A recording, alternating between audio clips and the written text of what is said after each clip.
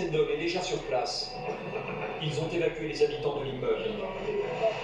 Damien et son équipe sont chargés de la partie la plus difficile de l'opération, chercher d'éventuelles victimes et éteindre l'incendie. Et c'est des cautions pénales, des conséquences sur notre mission. Cette fois, il s'agit d'une intervention à politique. T'as un monsieur qui a pris parce que la femme de 70 ans, elle prend des médicaments pour quelque chose? Rien du tout. Elle est qualifiée normalement? Le cas est inquiétant, car la victime de Déborah n'a manifesté aucun symptôme. Tu me prends une lampe à la prison, tu me fais du En observant les réactions des victimes, Déborah peut vérifier si la victime est dans le coma. Et elle ne réagit que très peu. C'est moi, les mains. Déborah multiplie les sollicitations, mais rien ne fait.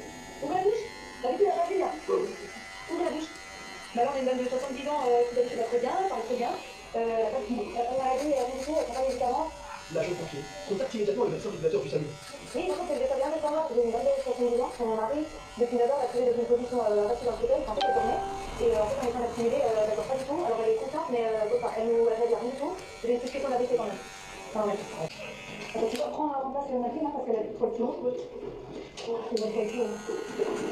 Là, on a trop de vent. Le médecin ne peut pas se déplacer, donc nous demandons d'emmener rapidement à l'hôpital.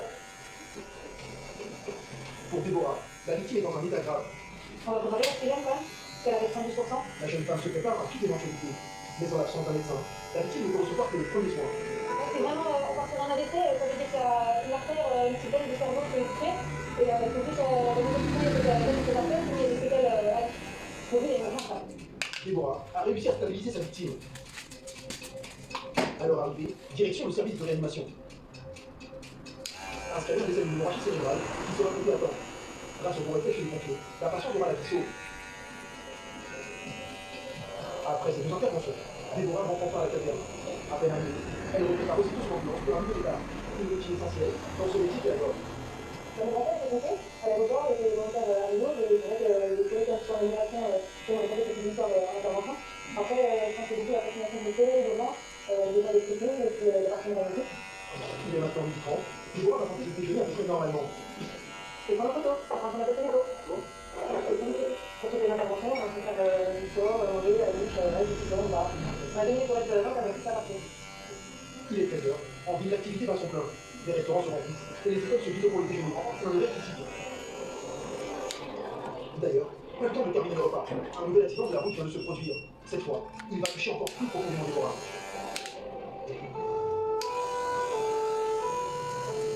Il s'est produit en plein centre-ville. Je rapporte que la maximum circulation, il était 8 ans, c'était renversé sur la police. Déborah est tombée. Les mineurs est impliqué. C'est forcément une intervention un peu plus difficile. Là, on pense souvent à l'exemple. C'est la hantise de nombreux pompiers. En arrivant sur les lieux, elle découvre une petite fille allongée sur le trottoir. Bonjour, qu'est-ce qui s'est passé alors? Elle s'est par avec des informations de bouche. Ouais. Elle a mal aux jambes. Et vous l'avez dit, ce monsieur? Non, elle n'a pas touché la tête, apparemment. Elle s'est pas douleur aux jambes, puis quand elle a pas. Pour Déborah, la situation est compliquée. Intervenir sur un enfant demande beaucoup de précautions. Et comment comptez-vous? La gauche? C'est un petit peu compliqué avec les enfants. C'est du mal à s'exprimer. Tu sens quand tu touches le pied? Ouais. Cette fillette est très choquée, mais elle sent encore ses orteils, un signe rassurant sur l'état de sa colonne vertébrale. Mais tout à coup, elle se plaint de douleurs inquiétantes. Tu as mal au combat? À la tête? T'as cogné la tête? T'as cogné la tête? Fort? Face au risque de traumatisme crânien, Déborah veut l'emmener au plus vite dans l'ambulance. Mais avant de la déplacer, la secouriste va en savoir plus sur l'état de ses jambes. J'écoute juste le pantalon pour voir si on est la tête ou pas. Et puis, tu peux déjà préparer les bras là? Problème, la petite fille, très inquiète, se plaint de nombreuses douleurs. T'arrives à prendre ta jambe? T'arrives pas plus à dans la jambe? Ça a bien bougé parce que t'as mal. En inspectant sa petite victime, Déborah découvre que ses blessures de jambes sont peut-être moins graves que prévu. Oui, tu sais ce que t'as en tête. Tu fais frotter la peau sur le sol, c'est ça qui fait mal. D'accord? Avec ton petit brûlure. Ok? Donc là, on va se mettre là dans le matelas à côté, c'est un matelas tout doux. Et la jeune pompier ne prend aucun risque. On mettra un collier après, pas bien sûr.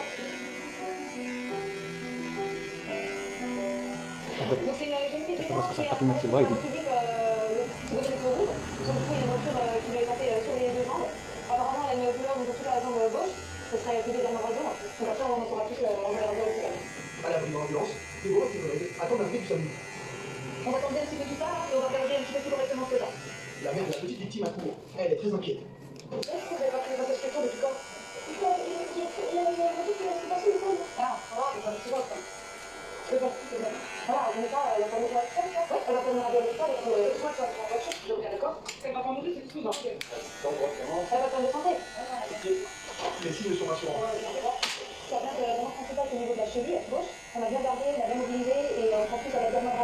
Mais elle attend la confirmation des médecins.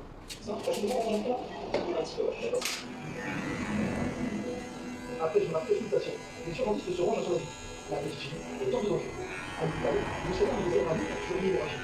Et cette petite fille ressortira après quelques heures plus tard.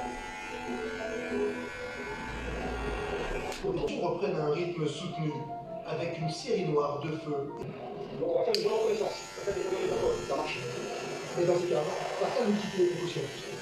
La dernière fois qu'on est. Et en fait, ça repart dans les garages. Donc les gars qui pouvaient travailler. Ils sont partis avec des moyens en eau, plein de reconnaissance. Donc éventuellement, on recherche de personnes qui sont exploitées. Les pompiers pénétrent enfin dans les caves. Un véritable dédale dans l'obscurité, avec la plume et le petit. La reconnaissance n'est pas facile. A priori, pas des squatteurs. C'est que il est certainement derrière la paroi dans les garages derrière. En fait, avec la scooter, parce que c'est une odeur. C'est dans les garages. Donc si on voit un numéro, on va faire un vidéo de la porte, toute la partie carrée de l'autre. Direction le parking à l'arrière du bâtiment. Sur le petit bouteille d'origine du feu. Derrière la porte du Au client, je sais pas. Là, on avait sur du corrosif optique, c'est des garages, c'est des développements. Ça peut dégénérer, ce genre de situation, ça peut dégénérer. En quelques secondes, Pascal déploie ses hommes. Il ne savent pas encore ce qui se trouve derrière la porte. Lorsqu'il s'ouvre le garage, il avait vu. C'est bien un shooter qui joue.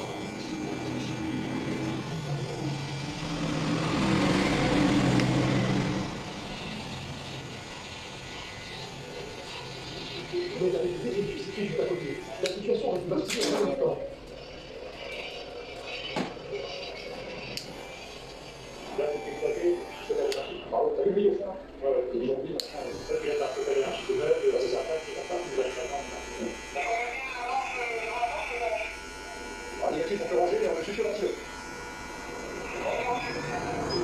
L'intervention de Pascal s'achève. Ce premier feu a peu été un feu victime de David. Mais la soirée n'est pas terminée. Les premiers points sont à l'origine d'interventions très sensibles, comme par exemple les chaudières mal réglées qui intoxiquent des immeubles entiers sans que les habitants ne se rendent compte. Cette fois, c'est Jocelyn, 39 ans, qui prend le départ. Il est appelé en renfort pour un cas d'intoxication au monoxyde de carbone. On est parti sur demande du FPT qui a suivi l'intervention pour la destruction d'Angeliette. Et nous devons intervenir avec l'appareil pour vraiment mesurer le taux de l'oxyde de carbone enfant. Et nous disons que les gens étaient intoxiqués au CO. Si le taux de CO est trop important, ça peut être discuté. L'accident a eu lieu dans cet immeuble. Le premier conflit fait avec l'appareil respiratoire. À cause d'une chaudière infectée, le monoxyde de carbone. On va aller tout quelque chose. J'envoie les contrats, je vais t'en mon cas. Jocelyn doit évaluer au plus vite le degré d'intoxication de cette victime et de plusieurs autres qui attendent dehors. On va jamais tuer au chaud. Jocelyn ne perd pas un instant. En cas d'intoxication grave, la victime peut décéder très rapidement. On est pas en au chaud. On va faire de l'huile. Monsieur, c'est les pompiers là. Vous m'entendez? Monsieur, ouvrez les yeux. L'homme ne réagit pratiquement pas aux appels de Jocelyn. C'est très inquiétant. La compagne de la victime était également dans l'appartement.